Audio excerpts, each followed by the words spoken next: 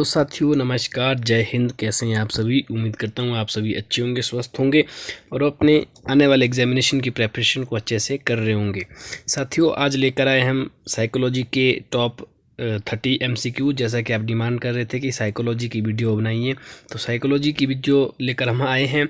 और कुछ स्टूडेंट्स हमें ये मैसेज कर रहे थे कि सर जो वीडियो है वो बाइलिंगुअल होना चाहिए, यानी कि इंग्लिश में भी क्वेश्चन को आप थोड़ा सा समझाइए। तो हमने इस क्वेश्चन में माफ़ कीजिएगा, इस वीडियो में कुछ क्वेश्चन इंग्लिश में भी लाए हैं। हालांकि जब मैं क्वेश्चन को एक्सप्लेन करता हूँ तो जितना पॉसिबल होता है, जितना मुमकिन होता है, उतना क्वेश्चन को बाइलिंगुअल करने की कोशिश करता हूँ, इंग्लिश और हिंदी दोनों में।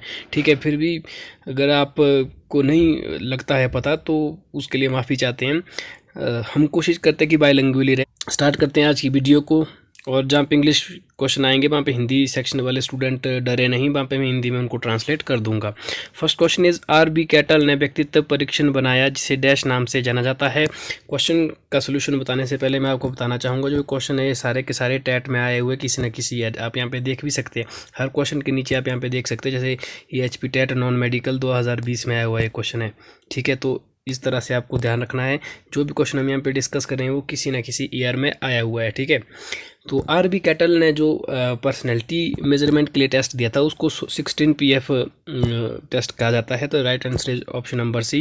ये क्वेश्चन अलग अलग तरीके से, एक टेट नॉन मेडिकल की बात कर रहा हूँ 2019 में, ये तो 2020 में, 19 में आई थिंक ये पूछा गया था कि 16 PF सिद्धांत है वो 16 PF पर्सनैलिटी मेजरमेंट जो सिद्धांत है किसके द्वारा दिया गया था, तो RB कैटल के द्वारा। अलग अलग तरीके से पूछा जा सकता है। ऐसा पूछा जा सकता है कि जो 16 PF सिद्धांत है ये किसके परीक्षण के लिए दिया जाता है, तो पर्सनैलिटी मेजरमेंट के लिए। दो चीज़ें साइकोलॉजी बड़ी फेमस है, एक इंटेलिजेंस, एक पर्सनैलिटी। इसके ऊपर बुद्धि में भी बहुत सारे परीक्षण थे। ठीक है, अल्फा बीटा आर्मी परीक्षण है, बीने साइमन स्केल परीक्षण है, इस तरह के बहुत सारे हैं।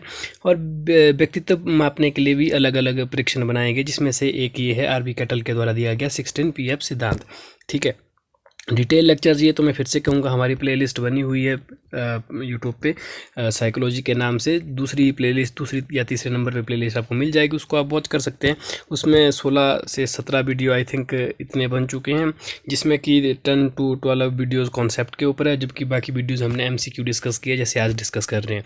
तो अगर आप हमारी रेगुलर जो उसको वॉच करते हैं प्लेलिस्ट को, तो आपको कोई भी बुक लेने की ज़रूरत नहीं है, आपका टैट ईजिली क्वालिफाई हो जाएगा। आप जानते हैं टैट में 30 नंबर आते हैं, 30 नंबर का साइकोलॉजी आता है। तो हम आपको दावे के साथ कह सकते हैं, अगर आप हमसे लगातार जुड़े रहेंगे, हमारी वीडियोस को रेगुलरली वॉच करेंगे, जो हमने कॉन्सेप्ट बताए थे exam oriented handwritten notes से, जी हाँ साथियों, हैंड रिटन नोट्स से, तो आप 30 में से जो है 28, 29, 30 में से इतने नंबर आसानी से सिक्योर कर सकते हैं।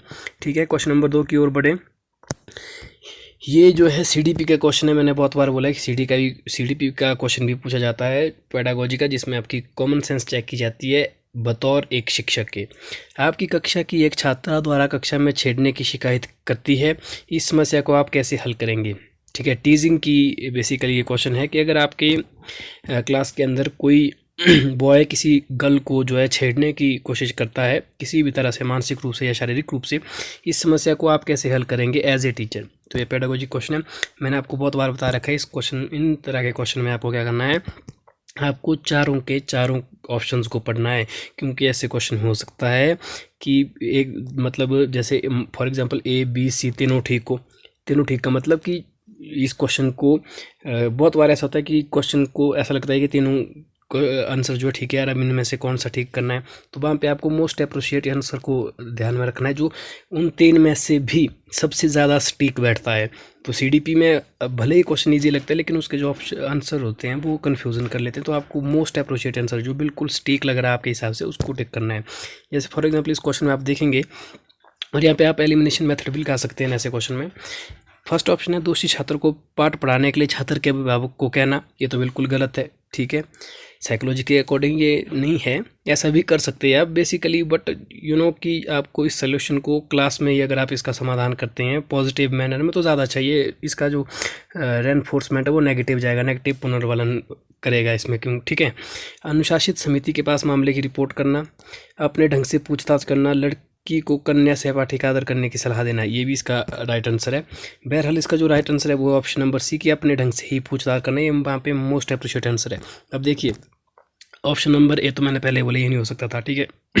बी भी यहाँ पे राइट ही है। देखो साथियों कि अनुशासन समिति के पास मामले की रिपोर्ट करना, लेकिन इसमें भी नेगेटिव संदर्भ का कि नेगेटिव रेनफोर्समेंट की जिक्र हो रहा है, तो ये भी यहाँ पे गलत ऑप्शन है। यहाँ पे सी और डी दोनों ठीक हो सकते थे कि लड़की को कन्या से पाठ्य का आदर करने की सलाह देना, लेकिन उससे भी बेहतर ये ऑप्शन है यहाँ पे कि अपने ही ढंग से आप पूछताछ करें, अपने ही स्तर पे आप सोल्यूशन निकालने की कोशिश करें। और ये जो चौथा ऑप्शन है ये थर्ड के अंदर ही एसिमिलेट हो गया, इसलिए यहाँ पे right answer is option number C. तो इस तरह से आपको पेडागोजी क्वेश्चन भले ईजी होता है, लेकिन उसके ऑप्शन जो है कन्फ्यूज करते, तो इसलिए इनको आपको सावधानी से करना है। थर्ड क्वेश्चन है, सक्रिय अनुबंधन सिद्धांत किसके द्वारा प्रतिपादित किया गया? सक्रिय अनुबंधन सिद्धांत जो ये थ्योरी है ये जो स्किनर के द्वारा दी गई है, ठीक है। सक्रिय अनुबंधन का सिद्धांत किसके द्वारा दिया गया है? स्किनर के द्वारा दिया गया है। अब इंग्लिश वाले को मैं बता दूं, सक्रिय अनुबंधन सिद्धांत का मतलब होता है operant conditioning theory. Operant conditioning theory ये लर्निंग थ्योरीज है, जो हमारा दूसरा चैप्टर है कि लर्निंग थ्योरीज, जिसमें कि आपका Thorndike, Skinner, A B Clark Hull, Pavlov, Kohler, इन जो 4-5 थ्योरी है मेन थ्योरीज, उनको हमने डिस्कस किया। जैसे जो पावलोव है, पावलोव ने क्लासिकल कंडीशनिंग थ्योरी दी थी, शास्त्रीय अनुबंधन सिद्धांत। सक्रिय अनुबंधन सिद्धांत जो स्किनर ने दिया है। हल ने जो है थ्योरी ऑफ रेनफोर्समेंट यानी कि पुनर्वर्णन का सिद्धांत दिया है। थॉर्नडाइक ने हिट एंड ट्रायल यानी कि प्रतन और भूल का सिद्धांत दिया। दूसरा ही चैप्टर है साइकोलॉजी, हमें हमारी साइकोलॉजी प्लेलिस्ट में दूसरा चैप्टर, पहला इंटेलिजेंस के ऊपर है, दूसरा इसके लर्निंग थ्योरीज के ऊपर है, और इससे अमूमन क्वेश्चन आपको देखने को मिल जाते हैं, तो बिल्कुल इंपॉर्टेंट है, उसको आप देख के वॉच कर सकते हो, ठीक है। बाकी इंग्लिश वाले को मैंने बता दिया ये कौन सा है, ऑपरेंट कंडीशनिंग थ्योरी, जो कि BF स्किनर के द्वारा दिया गया है। और ये क्या बोलता है, ज़्यादा आपको डिटेल चाहिए तो आप प्ले लिस्ट पर वॉच कर सकते हैं। क्वेश्चन नंबर 4 है, मन का मानचित्र संबंधित है। माइंड मैपिंग इसको कहा जाता है। मन का मानचित्र किससे संबंधित है? इस इंग्लिश में इस तरह क्वेश्चन आता है कि mind mapping is related to. तो ये जो संबंधित होता है गाइज, ये है मन की क्रियाशीलता पर अनुसंधान करने से, कि जो माइंड के ऊपर जो एक्टिविटी ऑफ माइंड है उसकी रिसर्च के ऊपर, यानी कि जो भी मन में मानसिक क्रियाएं होती है, ठीक है, कोई भी मानसिक क्रियाशीलता हो रही हो उसके अनुसंधान से, की रिसर्च से, यानी कि माइंड मैपिंग कुछ नहीं है, बस it's all about the activity of minds, यानी कि मन के अंदर जितनी भी एक्टिविटी है उनके रिसर्च के बारे में माइंड मैपिंग का संबंध है। यहाँ पे आप इजीली भी देख सकते हैं, जैसे समझ बढ़ाने की टेक्निक, ये तो इससे बिल्कुल मैच नहीं कर रहा है। साहसिक कार्यों को क्रिया योजना भी बिल्कुल मतलब इससे मैच नहीं कर रहा है, इससे संबंधित नहीं है। एलिमिनेशन मेथड से भी आप इसका राइट आंसर देख सकते थे। मन का चित्र बनाने से ये भी गलत है, हालांकि इसका शाब्दिक अर्थ लिया, लेकिन ऐसा नहीं है। मन की क्रियाशीलता पर अनुसंधान से इंग्लिश वाले ध्यान देंगे कि जो माइंड की एक्टिविटी है उसके रिसर्च के ऊपर माइंड मैपिंग रिलेटेड होता है। क्वेश्चन नंबर 5 है, अचेतन विचारों की प्रक्रिया डैश से संबंधित है।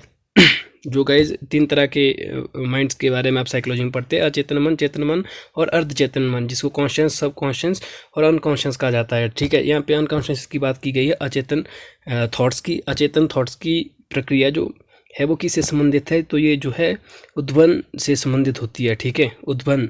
तो उद्भवन से अचेतन मन की प्रक्रिया संबंधित होती है, ठीक है। सिगमंड फ्राउड ने इसके ऊपर ज़्यादा डिटेल में बात की है। Next question is question number 16। English का ये क्वेश्चन है, इंग्लिश में, मैं हिंदी में इसको बता देता हूँ। Autonomy versus shame and doubt is the stage between. सबसे पहले तो गाइज मैं आपको बताना चाहता हूँ जो ये स्टेजेज है ये किसके द्वारा दी गई है, जो है एरिक्सन के द्वारा में दी गई है। एरिक्सन, हिंदी वाले भी ध्यान देंगे। एरिक्सन, और इस थ्योरी को क्या बोला जाता है गाइज? इसको बोला जाता है psycho social theory. Psycho social theory यानी कि मनोसामाजिक सिद्धांत। इसको कहा जाता है मनोसामाजिक सिद्धांत। मनोसामाजिक सिद्धांत जो ये किसके द्वारा किया था? ये एरिक्सन के द्वारा दिया था। कई बार तो डायरेक्ट ही पूछा जाता है। अब ये पहला क्वेश्चन तो आपका क्लियर हो गया कि समाजवादी या मनोसामाजिक सिद्धांत किसके द्वारा दिया गया? एरिक्सन के द्वारा। इंग्लिश में इसको क्या बोला जाता है? Psycho social theory. अब जो साइको सोशल थ्योरी एरिक्सन के द्वारा दी थी गई, इसमें कितनी स्टेज थी? तो इसमें 8 स्टेजेस थी। कितनी स्टेजेस थी? 8 स्टेजेस थी। डीप लेक्चर चाहिए तो प्ले लिस्ट में आप जाकर देख सकते हैं, वहाँ पे वीडियो पड़ा हुआ होगा। और मैं आपको बताऊं जो autonomy versus shame and doubt है, ये जो एज है ये कौन सी एज है, मतलब कौन सी स्टेज है? एरिक्सन के अकॉर्डिंग ये दूसरी स्टेज है, ठीक है। उन्होंने टोटल कितनी स्टेजेस दी थी? 8 दी थी, जिसमें कि दूसरे नंबर की स्टेज थी ये autonomy versus shame and doubt, ठीक है। कि बच्चा जो है मतलब अपने आप कार्यों को करना लग जाता है और उसको शेम और डाउट के बारे में पता लग जाता है। जब जो जैसे अगर डिटेल लेक्चर चाहिए तो आप वीडियोस को जाएंगे वॉच कर ले, मैं सही कहूँगा। अभी हम फॉर एग्जाम्पल थोड़ा बहुत समझाने की कोशिश करता हूँ। और जो autonomy versus shame and doubt है गाइज, यहाँ पे आपसे पूछा कि कौन सी ईयर में होता है, तो ये 2 से 3 साल के बीच में होती है। जब बालक 2 से 3 साल के बीच में होता है, यानी कि जब उस बालक की उम्र 2 से 3 साल होती है, तब जो है एरिक्सन के हिसाब से उस बच्चे में autonomy versus shame and doubt नाम की जो है अवस्था होती है। 8 तरह की अवस्थाओं के बारे में बात की है। जो ऑटोनॉमी वर्सेस शेम है, ये दूसरे स्तर की स्टेज है अकॉर्डिंग टू एरिक एरिक्सन। कौन सा सिद्धांत उन्होंने दिया था, ये वाला जो हम डिस्कस कर रहे हैं, साइकोसोशल, हिंदी में क्या कहते हैं, मनोसामाजिक सिद्धांत या मनोसमाजवादी सिद्धांत। ठीक है, इस तरह से उन्होंने और भी दी थी। ठीक है, आई होप आप समझ रहे हैं। डिटेल लेक्चर जो आप तो प्लेलिस्ट को आप वॉच कर सकते हैं। थॉर्नडाइक के सीखने के सिद्धांत के महत्वपूर्ण नियम है, तो इसका जो राइट आंसर है ये ऑल ऑफ द अबव होगा। आप जानते हैं कि जो थॉर्नडाइक ने सिद्धांत दिया था, कौन सा सिद्धांत, फिर से बता रहा हूँ, हिट एंड ट्रायल यानी कि प्रयत्न और भूल विधि का सिद्धांत, प्रयत्न और भूल है ना, हिट एंड ट्रायल इसको कहते हैं इंग्लिश में, लर्निंग थ्योरीज का ये सिद्धांत है। उनमें उन्होंने 3 प्रिंसिपल दिए थे, जो उन्होंने थ्योरी की थी, जो उन्होंने एक्सपेरिमेंट किया था। एक्सपेरिमेंट के बेसिस पे उन्होंने 3 जो रूल दिए थे, तत्परता का सिद्धांत, अभ्यास का सिद्धांत, प्रभाव का नियम, ये 3 दिए थे। ठीक है, तो यहाँ पे यही आपसे पूछा गया। अब इंग्लिश में इनको क्या बोलते हैं, तत्परता का नियम होता है थ्योरी, लॉ ऑफ रेडीनेस, अभ्यास का नियम लॉ ऑफ एक्सरसाइज, और प्रभाव का नियम लॉ ऑफ इफेक्ट। ठीक है, तो ये चीज़ हमने लर्निंग थ्योरीज में करवा रखी है, बड़ा इंपॉर्टेंट है थॉर्नडाइक का। इसी में देखिएगा, ये 2020 के क्वेश्चन हम डिस्कस कर रहे हैं साइकोलॉजी में, और लर्निंग थ्योरी का ये आई थिंक 4था से 5वां क्वेश्चन है। ठीक है, थॉर्नडाइक का ये दूसरा क्वेश्चन है। इसलिए मैं आपको बार बार बोलता हूँ यार, जो प्ले लिस्ट में हमने आपको साइकोलॉजी का कंटेंट दिया है, वो बिल्कुल पूरा के पूरा एचपी टेट के ऊपर डायरेक्टली बेस्ड है। जो हमारा पैटर्न रहा है, वो अपने एक्सपीरियंस से हमने बिल्कुल वही चीज़ें डिस्कस की जो बार बार एचपी टेट में पूछी जाती है। थॉर्नडाइक का ही देख लीजिए, यहाँ पे ये थॉर्नडाइक का ही, इसी थ्योरी का ही दूसरा क्वेश्चन है, और जो लर्निंग थ्योरी से उसका ये 4था क्वेश्चन है, इसी साल आया हुआ है। तो ठीक है, हम आपको बिल्कुल गुमराह नहीं कर रहे हैं गाइज, बिल्कुल एग्ज़ाम ओरिएंटेड चीज़ें ही आपको बता रहे हैं। ठीक है ना, बाकी चॉइस इज़ योर्स। मैं तो आपसे ये रिकमेंड करूँगा कि आप जाके जल्दी से उस वीडियोस को वॉच कर लें, जो भी साइकोलॉजी की प्लेलिस्ट में पड़ी हुई है। और ये जो वीडियोस है, ये टीजीटी कमीशन के लिए भी, या जेबीटी कमीशन मतलब टेट के बाद जो आप कमीशन देंगे उसके लिए भी इंपॉर्टेंट होती है, क्योंकि वहाँ पे भी कुछ क्वेश्चन जो साइकोलॉजी के सीडीपी के आते हैं। कई बार तो जो है 25 से 30 क्वेश्चन भी आ जाते हैं, लेकिन अब इन स्टैंडर्ड को कम किया गया है। लेकिन अब फिर से इनकी बढ़ने की ज़्यादा चांसेस है, क्योंकि अब जो है नंबर भी 200 नंबर का हो गया ना अब कमीशन। आपने न्यूज़ देखी होगी, जैसे पहले 170 को था, तब नंबर्स ऑफ क्वेश्चन इंक्रीज़ हुए, तो अब जैसे कि सीडीपी और साइकोलॉजी का सेक्शन भी इंक्रीज़ होगा। तो पूर्व प्राथमिक शिक्षा ग्रहण करने के लिए उपयुक्त आयु क्या है, तो जो इसका राइट आंसर है वो है 2 से 6 वर्ष। गाइस, प्राथमिक शिक्षा ग्रहण का होता है जब बच्चा स्कूल गोइंग एज सभी जानते हैं, तो क्या होती है 6 से 12। ठीक है ना, यहाँ पे पूर्व लगा लिया गया है, मतलब प्री स्कूल गोइंग एज, तो उससे पहले कौन सी होगी, 2 से 6 वर्ष। ओके ना, तो इस तरह से भी आप इस क्वेश्चन को कर सकते थे। क्वेश्चन नंबर 9 है, physical development is the field of, जो शारीरिक विकास है उसका क्षेत्र क्या है, तो उसका क्षेत्र है ग्रोथ ऑफ बोन्स। ये भी ठीक है, ग्रोथ ऑल ऑफ द हो जाएगा इसमें। क्यों? क्योंकि फिजिकल डेवलपमेंट मैंने इतनी बार बोला, शारीरिक डेवलपमेंट, शारीरिक विकास का मतलब है जो शरीर में विकास होता है, जैसे ग्रोथ ऑफ बोन्स, हड्डियों में वृद्धि होना, ये तो फिजिकल है। नर्वस सिस्टम का विकास, ये भी है, ग्रोथ ऑफ मसल्स, ठीक है, आपकी मांसपेशियों की ग्रोथ। तो ये तीनों जो है फिजिकल डेवलपमेंट से संबंधित है। तो right answer is option number D. समझ रहे हैं ना, यहाँ पर अगर मेंटल मानसिक स्तर की विकास की बात की जाती है तब हम थोड़ा कॉग्निटिव सोचते हैं, लेकिन यहाँ पे तीनों ऑप्शन फिजिकली जो डेवलपमेंट के बारे में दिए गए हैं। ठीक है, question number 10, the term homeostasis was coined by, तो ये जो वर्ड दिया गया है होमोस्टेटस, ये दिया कैनन के द्वारा में। Then right answer is option number B. Next question is who give the concept of concrete, abstract and social intelligence. Guys, इस क्वेश्चन को ढंग से समझिएगा। बहरहाल यहाँ पे ऑप्शन में जीन पियाजे नहीं दिया है। अगर यहाँ पे जीन पियाजे का नाम दिया जाता तो बहुत सारे लोग जीन पियाजे को इसमें टिक कर लेते, क्योंकि जीन पियाजे ने कंक्रीट, अब्स्ट्रैक्ट, कॉग्निटिव डेवलपमेंट के बारे में बताया है। ठीक है, लेकिन यहाँ पे ध्यान किए वर्ड दिया गया है इंटेलिजेंस पे कभी भी जीन पियाजे ने काम नहीं किया है। ठीक है, इस चीज़ का अपना ध्यान रखना है। तो मैं आपको बताना चाहूँगा जो ये कॉन्सेप्ट है कि कंक्रीट, अब्स्ट्रैक्ट और सोशल इंटेलिजेंस का, ये किसके द्वारा दिया गया, ये दिया है थॉर्नडाइक के द्वारा। तो ऑप्शन नंबर ए यहाँ पे ठीक हो जाए, थॉर्नडाइक। हिंदी वाले यहाँ पे समझ लीजिएगा कि कॉन्सेप्ट ऑफ कंक्रीट होता है मूर्त, अब्स्ट्रैक्ट होता है अमूर्त और सोशल होता है सामाजिक। यानी कि मूर्त, अमूर्त और सामाजिक बुद्धि का सिद्धांत किसके द्वारा दिया गया? तो थॉर्नडाइक के द्वारा दिया गया है। समझ रहे हैं ना? मूर्त, अमूर्त और सामाजिक, concrete, abstract and social intelligence बुद्धि की 3 तरह की बुद्धि होती है। तो किसने दिया? थॉर्नडाइक ने। अब मैं आपको उसको फिर से अच्छी तरह से समझाना चाहता हूँ। हालांकि हमने जो इंटेलिजेंस वाला चैप्टर है उसमें ये चीज़ें करवा रखी है आपको कि 3 तरह की बुद्धि होती है। कंक्रीट होता है गाइस मूर्त, यानी कि ऐसा कोई भी व्यक्ति जो मूर्त रूप से सोचता है, ठीक है। जैसे फॉर एग्जांपल जैसे जो मैकेनिक नहीं होते हैं, जैसे मैकेनिक होगा, आप किसी कोई भी मशीन मान लीजिए फॉर एग्जांपल आपका टीवी ख़राब हो जाता है तो आप टीवी मैकेनिक के पास आते हैं। तो जो टीवी मैकेनिक होगा गाइस उसके अंदर किस तरह की जो इंटेलिजेंस होती है, किस तरह की बुद्धि होती है? तो वो मूर्त होती है। क्यों होती है मूर्त? क्योंकि वो टीवी उसके सामने है और उसके सामने मूर्त रूप से यानी कि प्रैक्टिकली रूप से उस टीवी को देखता है और जो भी उसमें खराबी होती है तो प्रैक्टिकली देख के उसका समाधान करता है। तो ये मूर्त बुद्धि होगी।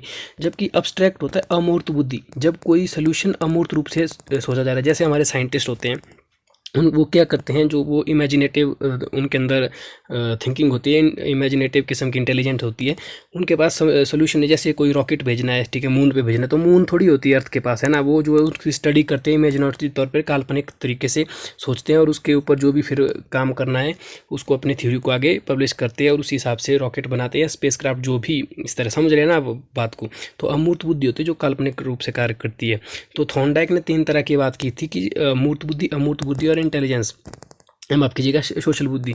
सोशल होती है गाइस, जैसे जो नेता लोग होते हैं हमारे, मंत्री, इनके अंदर होती है सोशल इंटेलिजेंस। कैसे? क्योंकि सोशल का मतलब होता है जो सोशल, ऐसे लोग जो सोशल सोसाइटी के साथ अच्छी तरह से कनेक्टिविटी रखते हैं। जैसे आपने देखा वो मोदी जी है, अच्छा खासा भाषण देते हैं, तो यहाँ पे उनका क्या है, वो सोशल के हर एक लोग के साथ कनेक्ट होती है, तो उनके अंदर जो है सोशल इंटेलिजेंस होगी, ठीक है ना। कई बार क्वेश्चन अलग अलग आता है, जैसे कई बार आता है कि जो मूर्तिकार है, आ गया है गाइज ये सी टेट में, तो अक्सर इस तरह के क्वेश्चन आते हैं। एचपी टेट में भी अब पूछने से शुरू कर दिया कि जैसे मूर्तिकार है उसके अंदर किस तरह की इंटेलिजेंस होगी। ऑप्शन होंगे आपके पास कंक्रीट, अब्स्ट्रैक्ट, सोशल, जो चौथा होगा नॉन ऑफ द अबव। तो जो मूर्तिकार है गाइज, जब वो मूर्ति बनाता है वो प्रैक्टिकली बनाता है ना, तो कंक्रीट होगी उसके सामने मूर्त, ठीक है। मूर्त समझ रहे हैं ना, या मूर्त होता है जब प्रैक्टिकली होती है कंक्रीट। अब्स्ट्रैक्ट मतलब अमूर्त, जब वो काल्पनिक सोचता है। सोशल तो आप समझे होंगे, जैसे जो आपका सोशल का मतलब जब सोशल कनेक्टिविटी रहती है, जैसे आपका नेता, लीडर हो गया, या कोई प्लेयर हो गया, खिलाड़ी हो गए, या सेलिब्रिटीज़ हो गए, वो सोशल में अच्छी तरह से उनकी बॉन्डिंग होती है, ठीक है। तो ये जो कॉन्सेप्ट है किसने दिया था? थॉर्नडाइक ने दिया था, ठीक है। बाकी इंटेलिजेंस वाले चैप्टर में और भी अच्छे से मैंने करवा रखी है, आई होप आप समझ रहे हैं। नेक्स्ट क्वेश्चन है क्वेश्चन नंबर 12वां। गेस्टाल्ट का अर्थ है गाइज, ये क्वेश्चन ना जाने कितनी बार मैंने बोला है। गेस्टाल्टवादी का मतलब होता है एज अ होल, यानी कि किसी भी चीज़ को पूर्ण रूप से समझना, ठीक है। तो इसका जो राइट आंसर होगा वो होगा ऑप्शन नंबर ए, समग्र के रूप में। समग्र मतलब संपूर्ण, ठीक है, संपूर्ण, यानी कि किसी भी चीज़ को आपने कंप्लीट रूप से समझना है। ये गेस्टाल्टवादी सिद्धांत है। और इसके जो कुछ एक साइकोलॉजिस्ट जो गेस्टाल्टवादी सिद्धांत का समर्थक है वो है कोहलर, कोफा और बर्दिमर, ठीक है। कोहलर, कोफा और बर्दिमर, ये 3 है, नाम याद रखना है। कोहलर, हालांकि अपनी प्लेलिस्ट में आपको वीडियो मिल जाएगी, वहाँ पे डिटेल में समझा रखा है। कोहलर, कोफा और तीसरा बर्दिमर, ये तीनों हैं जो गेस्टाल्टवादी सिद्धांत के समर्थक थे, ठीक है। इसका जो राइट आंसर है वो ऑप्शन नंबर बी, समग्र के रूप में, यानी कि संपूर्ण के रूप में गेस्टाल्टवादी सिद्धांत का अर्थ होता है। अगर आप हमारे साथ रेगुलर जुड़े हैं तो अब मुझे ज़्यादा समझाने की ज़रूरत नहीं, क्योंकि अक्सर ये क्वेश्चन रिपीट हो जाता है हमारी पीडीएफ में और इंपॉर्टेंट भी है, आप जानते हैं 2020 में भी आया हुआ है। यदि आपके ध्यान में आया कि आपकी कक्षा का विद्यार्थी घर पर माता पिता के विच्छेद होने से संबंधित समस्याओं का सामना कर रहा है, आप क्या करेंगे? अगेन सीडीपी टाइप क्वेश्चन है ये, ठीक है। क्या है कि यदि आपके ध्यान में आया कि आपकी कक्षा का विद्यार्थी घर पर माता पिता के विच्छेद होने से संबंधित समस्याओं का सामना कर रहा है तो आप क्या करेंगे, ठीक है। तो इजी है क्वेश्चन समझना, समझ गए हैं आप। तो अगर इस तरह की प्रॉब्लम आती तो आप उसका क्या करेंगे?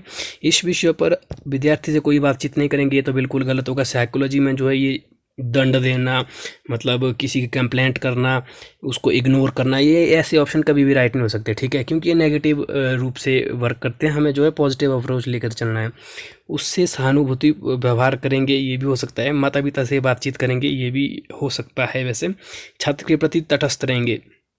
तो बहरहाल इसका जो एग्जैक्ट मोस्ट अप्रोप्रिएट आंसर है वो है ऑप्शन नंबर बी, कि उससे सहानुभूतिक तरीके से व्यवहार करेंगे, ठीक है। संपत्ति उसको कि हमदर्दी टाइप बिहेवियर करेंगे, ताकि उसको जो ये संबंधित समस्या आ रही है उसका सोल्यूशन हो सके, ठीक है। बी और सी और डी भी यहाँ पे राइट आंसर हो सकते थे, लेकिन B is will the most appropriate answer. Next question है कन्वर्जन इज एग्जाम्पल ऑफ, जो कन्वर्जन है गाइज वो किसका एग्जाम्पल है, वो है कंक्रीट ऑपरेशनल स्टेज का। मैं आपको बता दूं जो ये 4 स्टेजेस आपको दिख रही है, ये दी थी जीन पियाजे ने अपने कॉग्निटिव डेवलपमेंट के सिद्धांत में, यानी कि संज्ञानात्मक विकास का सिद्धांत जो जीन पियाजे ने दिया था। डिटेल लेक्चर चाहिए तो आप हमारी प्लेलिस्ट में चैप्टर मिल जाएगा जीन पियाजे को, उसको देख लो। ये सारी चीज़ें वहाँ पे मैंने अच्छी तरह से करवा रखी है। बहरहाल मैं यहाँ पे सिर्फ आपको इतना ही बताने वाला हूँ। 4 स्टेजेस बताई थी, gene sensory motor stage, pre operational stage, concrete operational, formula operational. इसका टाइम पीरियड का था 0 से 2, 2 से 6, 6 से 11, और जो फॉर्मल स्टेज है वो 12 से 18। ठीक है, अब हिंदी में इनको क्या क्या कहते हैं? सेंसरी मोटर को कहते हैं संवेगात्मक अवस्था, प्री ऑपरेशन को बोलते हैं मूर्त संक्रियात्मक अवस्था, कंक्रीट को बोलते हैं अमूर्त संक्रियात्मक अवस्था, और फॉर्मल ऑपरेशनल स्टेज को बोलते हैं औपचारिक जो संक्रियात्मक अवस्था। ठीक है, बाकी डिटेल लेक्चर चाहिए तो हमारे चैप्टर को देख सकते हैं। और कन्वर्जन की जो बात की गई, कन्वर्जन का मतलब होता है कि जैसे किसी चीज़ को, जैसे फॉर एग्जांपल 3:2 कितना होता है? 6 है ना। अब जो इसको आप इस तरह समझिएगा, एक सेकेंड, जैसे 4 + 2 कितना होता है? 6 होता है। ठीक है, और 3 + 3 कितना होता है? 6 है। जब बच्चा इस कॉन्सेप्ट को समझने लग जाता है कि 4 + 2 जो है ये भी 6 होता है और 3 + 3 भी ये भी 6 होता है, तो इसका मतलब 6 = 6 होगा, तो ये कन्वर्जन है। ठीक है, ये चीज़ें किस अवस्था में सीखता है अकॉर्डिंग टू जीन पियाजे? तो ये जो चीज़ है ये सीखी जाती है कंक्रीट ऑपरेशनल स्टेज में। ठीक है, किस में सीखी जाती है? कंक्रीट ऑपरेशनल स्टेज में, यानी कि जो कि 7 से 11 वर्ष की होती है। इसको ही हम स्कूल गोइंग एज बोलते हैं। जब स्कूल गोइंग अवस्था में जाता है बच्चा, उस समय कन्वर्जन का कॉन्सेप्ट आता है। ठीक है, बाकी डिटेल लेक्चर चाहिए बिल्कुल, जिसमें हमने हर एक चीज़ कवर की है और इससे क्वेश्चन बनते ही बनते हैं। तो आप जीन पियाजे का हमारी प्लेलिस्ट में जाकर चैप्टर देख सकते हैं। फ्राइड के अनुसार व्यक्तित्व भ्रष्टाचार के प्रमुख संघटक है, तो ये all of the above option D will be the right answer. जो सिगमंड फ्राइड ने जो थ्योरी दी थी गए, कौन सी थ्योरी दी थी? Psychoanalytic theory. Psychoanalytic theory, एक second, psychoanalytic theory Hindi में इसको बोलते हैं मनोविश्लेषणवाद का सिद्धांत, यानी कि मनोविश्लेषण का सिद्धांत। इसमें उन्होंने 3 चीज़ों के बारे में बताया था, id, ego and super ego. Hindi में इदम, अहम और पराहम, इंग्लिश में id, ego and super ego.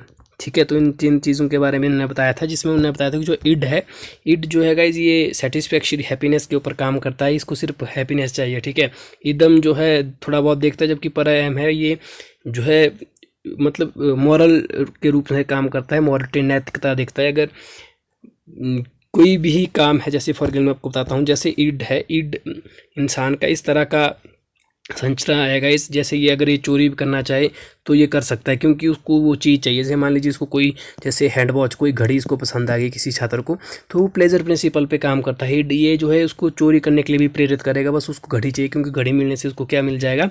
Pleasure मिल जाएगा, खुशी मिल जाएगी। जबकि गाइस जो सुपर ईगो होता है ये देखेगा घड़ी तो मिल जाएगी, प्लेजर तो मिल जाएगा, लेकिन साथ में चोरी भी तो हुई है, चोरी करना गलत बात है। तो ये जो है सुपर ईगो इसके ऊपर ध्यान देता है। ठीक है, डिटेल लेक्चर तो आप वीडियो वॉच कर सकते हैं। नेक्स्ट क्वेश्चन है, each gene is made up of. जो जीन होते हैं गाइज, जीन ये किसके बने होते हैं? तो right answer is option number A, DNA. ठीक है, जो डीएनए होते हैं डेक्सीराइबोन्यूक्लिक एसिड, उससे जो है जीन्स बने होते हैं मानव के। Next question is how many pair of chromosome are there in our body. ये क्वेश्चन ना जाने कितनी बार आया जाता है, बिल्कुल सिंपल क्वेश्चन है कि कितने जोड़ी, यहाँ पे पेयर्स है गाइस, इसका ध्यान रखना है। तो इसका जो राइट आंसर हो जाएगा ऑप्शन नंबर ए, 23। टोटल जो है 46 होते हैं, यहाँ पे पेयर्स बोला है ना, तो पेयर्स इसके आधे होंगे, 23 होंगे, 23 जोड़े। और टोटल क्रोमोसोम, क्वेश्चन को ढंग से समझिए, कई बार 46 भी ऑप्शन में दिया जाता है। अगर पेयर्स पूछे होंगे, जोड़े पूछे होंगे हिंदी में, तब तो 23 होगा। अगर होगा कि टोटल कितने क्रोमोसोम होते हैं, तो 46 होते हैं। इन चीज़ का आपको ध्यान रखना है। क्वेश्चन नंबर 18 है, out of the following which stimulate fear emotions.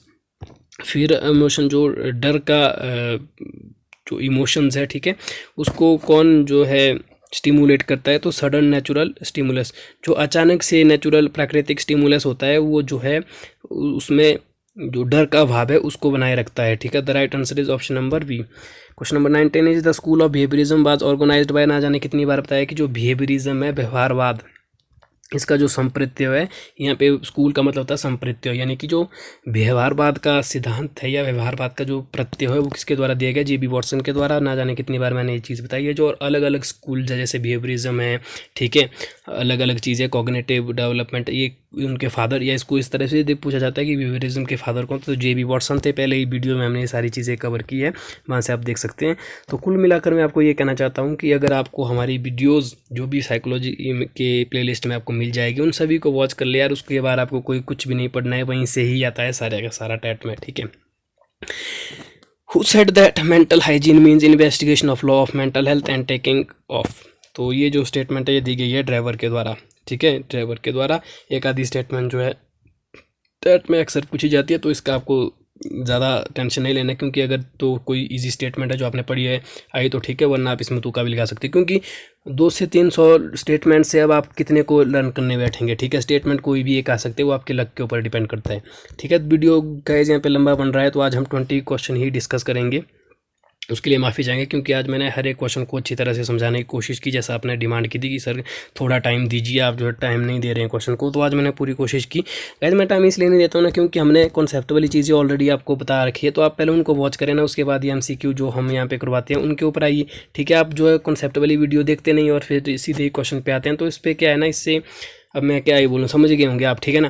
तो ये चीज़ होती है, आप कॉन्सेप्टुअल जब भी जो है पहले कॉन्सेप्ट की वीडियो देखें, उसके बाद इस तरह की वीडियोस देखें MCQ, उससे क्या आपको भी अच्छा होगा, आपके नॉलेज को बूस्ट होगी, आपकी तैयारियाँ, कॉन्सेप्ट आपके क्लियर होंगे, उसके बाद ये क्वेश्चन करें, ठीक है ना।